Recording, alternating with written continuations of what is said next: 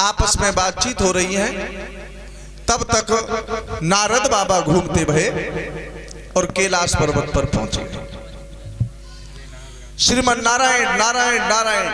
पार्वती ने कहा, नारद इधर आओ, बोलिए कहां से आ रहे हैं? बोले मृत लोक से आ रहे हैं। भोले बाबा ने जवाब दिया, इन पे काम ही क्या है, जा घर में लड़ाई ना होता लड़ाई करवा देते हैं, इन पे काम और तो कोई है ही ना है। नारद बोले, महाराज और काम है हम पे, क्योंकि हमें श्राप लगा हुआ है, हम ज्यादा रुकते नहीं है, संतों के पास भी जाते हैं, लड़ाई को कामना। अगर लड़ाई की बात तो मैंने करी है तो महाराज ऐसा कोई शेष है तो ना जाकर में लड़ाई होता ना। अच्छा, जितने पांडाल में बैठे जा ऐसा कोई घर शेष है तो कि जा घर में लड़ाई ना होए, तो जहां का नारद आ रहे हैं। लड़ाई वहां होती है जहां बच्चा बुजुर्गों की बात को न मानता हो। लड़ाई वहां होती है जहां अधर्म का धन हो। लड़ाई वहां होती है एक तरफ धर्म हो और एक तरफ अधर्म हो। रामायण महाभारत में अंतर ही क्या है? पूरी रामायण की एक ही चौपाई आती है, जहां सुमति तहां संपत्ति नाना और जहां विपत्ति तहां। अरे राम की विजय हुई और रावण की, क्योंकि उनके भाई उनके साथ थे और उनके भाई उनके साथ नहीं थे। रावण बलवान था, हर चीज से आगे था, लेकिन हार क्यों हुई? जहां आपस में फूट हो। लेकिन कुछ हमारे तुम्हारे माइंड में भी कभी कभी आ जाता है कि इन पैसा वाले के घर में लड़ाई तो कभी होते देखी ना, होती है। फर्क इतना है कि पैसा वाले के घर में अगर लड़ाई हुई तो गेट बंद करके भीतर हुई, और इन गरीब की हुई तो चौराहे पे धम्मा धम्मा हुई। पैसा वाला अगर भीख मांगेगा तो मूर्ति के पास जाकर के मंदिर के अंदर मांगता है, और जो गरीब होता है वो द्वार पे बारी मांगता है। फर्क सोच देखा है, एक दे रहा है वो दान बन गया, जो मांग रहा है वो भीख बन गई। तो नारद ने कही कि चिंता मत करो, अगर लड़ाई की बात करी है तो हमने विद्वान जो हतका बड़े बड़े बलवान उन्होंने में लड़ाई करवाई दी है। हे भोले बाबा ने की मूर्खन में करवाई दी, वही चतुरन में कबू ना होते। तो नारद ने की चिंता मत करो, अगर तुम में लड़ाई ना करवाई दोनों में तो मौत नारद को क्या। पार ला करके चले गए, और 3-4 दिन बाद जब चक्कर लगो सोई नारद फिर आए गए कैलाश पर्वत पे। पार्वती बैठी रहे, चारों लंग को देख के कही कि भोले बाबा कहां गए? पल्लव ने कर गए भांग पी के। तो बिन ने कही, जी बताओ तुम ते भोले बाबा प्यार कितना करते हैं? खूब करते हैं ना। आज तक तुम्हें जी बताइए कि उनके जो गले में मुंडन की माला परी का वो किनकी है? पार्वती बोली, इससे क्या मतलब है, वो पैर है तो पैर रहने दो, चलो कोई बात नहीं है। आज तक ये बताइए तुम्हें कि गंगा स्नान करने से कौन सा पुण्य प्राप्त होता है? पार्वती बोली, जीवना है बताई, चलो छोड़ो। आज तक ये बताया है पृथ्वी पे पर्वत नदियां वृक्ष सब कुछ जितना भी वजन है वो पृथ्वी सहन करती है, लेकिन पृथ्वी का वजन कौन सहन करता है? पार्वती ने की सही कह रहे हो, एक बात ना बताई। आ जाने में भोले बाबा सब चिलम तमाकू गड्ढा पोखर हम फेंक दूंगी, बार बार ला चिलम दे तमाकू जो हाथ में फलक पड़ेगी। भौका है पानी में लगाई दैया और नारद बाबा मेरे पानी में लगाई दैया, नारद बाबा ने पानी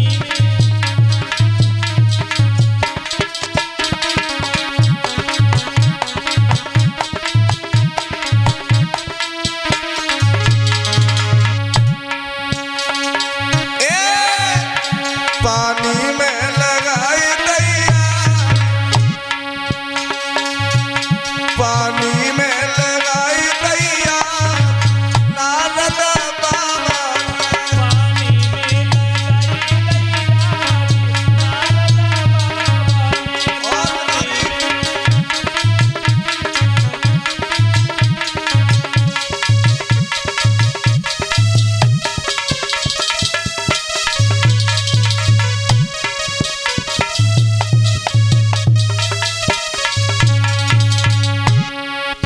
तारी है जाएंगे एक हमारे संगत है के तारी एक जाए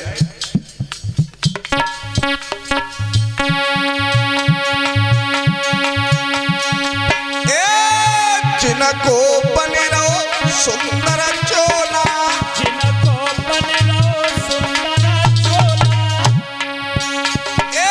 पर्वत पे नहीं बम बम बोला पर्वत पे नए बम बम भोला कोई गले लटक रहेला बोले बाबा के पानी में लगाई गई आग नारद बाबा ने पानी में लगाई गई आग नारद बाबा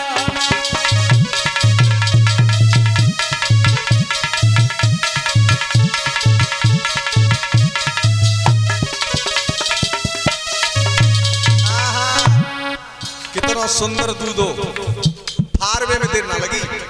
और एक बात और जिंदगी में ध्यान रखना, शास्त्र भी संकेत करते हैं जो चुगला होते हैं दूसरे के घर बिगाड़ता है उनके कभी जिंदगी में घर नहीं हुए। अगर शादी हैगी हो तो बालक ना भय होंगे और बालक है हुए होंगे तो फिर आगे वंश चलो ना हुए।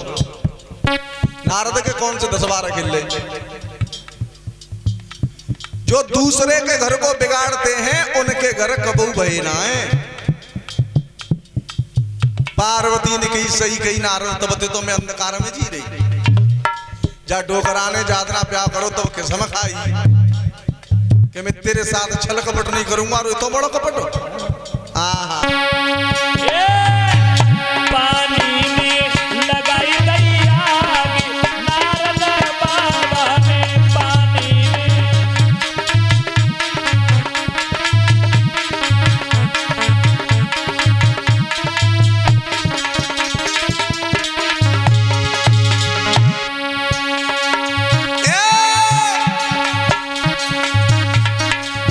होनहारा को मिटवैया होना हर कोई को मिटा पैया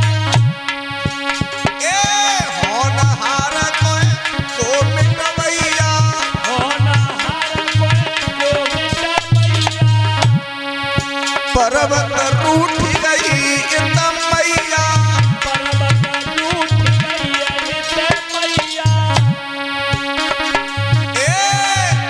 जग क्रोध गयो तन जागी जग क्रोध गयो तन जागी नारद बाबा पानी में लगाई गई आग नारद बाबा ने पानी में लगाई गई आग नारद बाबा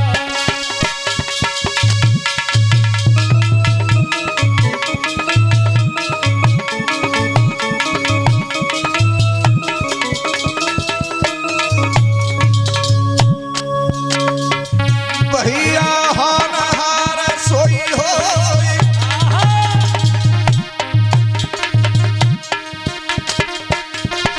जो कछु अंकल के विधना में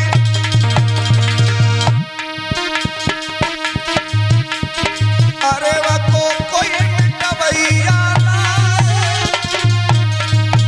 बता कोई मिटाइया